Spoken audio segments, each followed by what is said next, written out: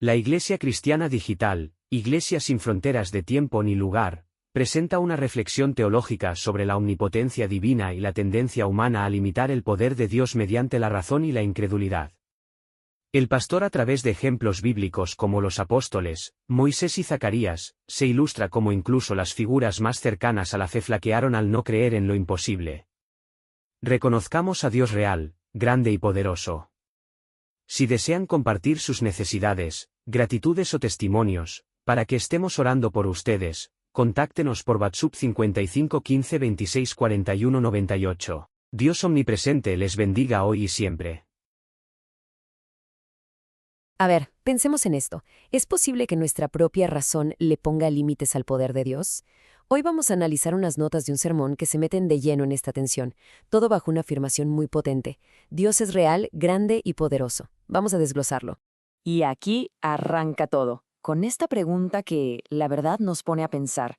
¿Será que nuestra lógica, lo que nos parece sensato, se convierta en una especie de jaula que encierra lo que creemos que es divinamente posible? Esa es la tensión que vamos a explorar. Y aquí está la premisa central del autor. La idea es que hoy en día tendemos a pasar el poder de Dios por un filtro, el de nuestro propio entendimiento. O sea, si algo no nos cuadra, si no suena lógico, simplemente lo descartamos. A esto, la fuente lo llama un defecto de nuestra generación. Para entender bien este argumento, vamos a seguir esta ruta. Primero, veremos cuál es el límite de la razón. Luego, 3 casos de estudio muy claros: los apóstoles, Moisés y Zacarías. Y cerraremos con lo que el texto llama la certeza de la fe. Ok, entremos al primer punto, la creencia condicional. Aquí el argumento es que creer en Dios, sí, pero solo hasta donde nuestra lógica nos lo permite. Es visto como un problema de raíz, incluso como una ofensa. Esta cita de las notas es directa y sin rodeos. Desde esta perspectiva, la duda no es solo una falta de creencia y ya. Se pone en un nivel mucho más serio. Es el insulto más grande que se le puede hacer. Esto nos deja ver la gravedad del asunto para el autor. Bueno, si la incredulidad es el problema, ¿cuál es la solución? El texto nos lleva a esta definición bíblica. La fe no se presenta como una opción, sino como un requisito, una condición indispensable para poder agradar a Dios. Y para ilustrar esto, vamos con el primer caso de estudio. ¿Y qué caso, Nada menos que los apóstoles, los que estuvieron más cerca que nadie de Cristo y que, sin embargo, según el texto, dudaron en el momento más crucial de todos, la resurrección. Aquí vemos una contradicción tremenda. Por un lado, los apóstoles vieron milagros que desafían toda lógica. Pero por otro, cuando les dan la noticia de la resurrección, su primera reacción es de incredulidad total.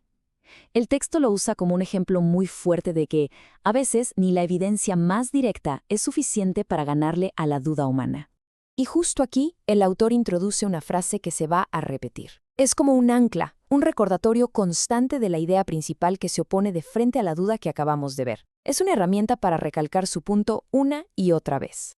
Muy bien, pasemos al segundo ejemplo, Moisés. Aquí el conflicto es un poco diferente. No se trata de creer en un milagro que ya pasó, sino en la viabilidad de una promesa a futuro. Es la lógica de un líder contra la palabra divina.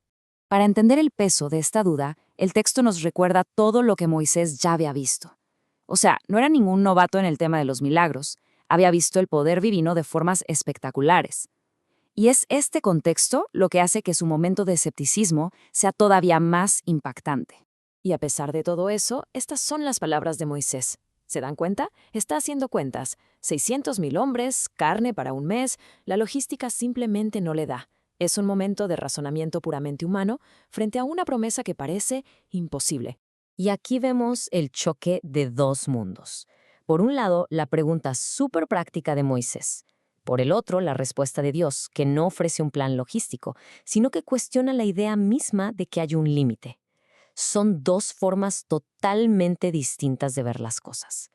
Y otra vez, justo después de este momento de duda y de lógica limitada, el texto nos regresa a su frase central. Funciona como una refutación directa al escepticismo de Moisés, reafirmando una capacidad que va mucho más allá del cálculo humano. Ahora el último caso de estudio es el de Zacarías, y este es distinto. La duda aquí no es sobre un evento masivo, sino sobre una promesa profundamente personal, y además viene con una consecuencia inmediata, tangible. La historia se nos presenta como una cadena de causa y efecto. El contexto es clave. Imagínense siglos de silencio profético y de repente una visita celestial. se hace una promesa increíble. La respuesta de Zacarías es la duda, pide una prueba. Y la consecuencia, según el texto, es directa: el silencio forzado, un símbolo muy potente de su incredulidad. Y por última vez, el estribillo cierra este último ejemplo. Después de ver la consecuencia de la duda de Zacarías, esta afirmación sirve como la lección que une todo, conectando los 3 casos bajo el mismo tema. Bueno, ya que examinamos estos 3 casos de duda, llegamos a la conclusión del texto. ¿Qué aprendemos de estas historias? La última sección resume estas lecciones en una declaración sobre lo que es, en esencia, la fe. El autor se apoya en este versículo para definir su concepto de fe. Y las palabras clave aquí son certeza y convicción. No se habla de una esperanza vaga, de un a lo mejor, sino de una creencia firme en cosas que todavía no son visibles o demostrables. Es básicamente lo opuesto a la duda que vimos en los ejemplos. Entonces, ¿con qué nos quedamos de todo esto? El argumento central se puede resumir en 4 ideas clave. Primero, que la naturaleza divina opera fuera de la lógica humana. Segundo, que no está atada a nuestros límites. Tercero, que la fe para que funcione debe ser total, incondicional. Y finalmente, que la incredulidad es la principal barrera. Y así, este análisis nos deja con una pregunta final, una pregunta que queda resonando. Más allá de los ejemplos, el desafío que nos plantea este texto es reflexionar sobre qué significa en el fondo tener convicción en algo que nuestra razón nos grita que no puede suceder. Una pregunta que da para pensar mucho más allá de estas notas. Amigos, hermanos, familia, la Iglesia Cristiana Digital seguirá orando por ustedes, esperando haya sido este video de gran edificación y bendición a sus vidas. Si desean compartir sus necesidades, gratitudes o testimonios para que estemos orando por ustedes, contáctenos por WhatsApp 55 15 26 41 98. Dios Altísimo les bendiga hoy y siempre.